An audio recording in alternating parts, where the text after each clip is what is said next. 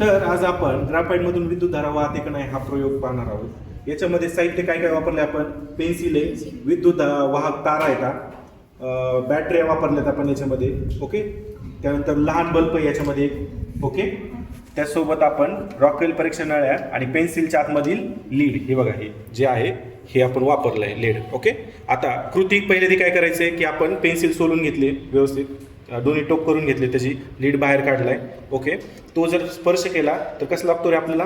मऊ लागतोय, बरोबर आहे. तो तर त्यासोबत ठिसूळपणे आणि गुळगुळीतपणे. काल आपण प्रयोग करून पाहिला होता, ज्यावेळेस पेन्सिलला आपण वरून प्रेस केलं त्यावेळेस ती काय झाली? एकदम ठिसूळ होतात, बरोबर आहे की नाही? हां. त्याच्यानंतर काय केलं पुढं? त्यानंतर आपण जे वायरचं एक कनेक्शन आहे ते एका ग्राफाईटच्या टोकाला लावलं, पेन्सिलच्या टोकाला, आणि दुसरं बॅटरीला कनेक्शन दिलं.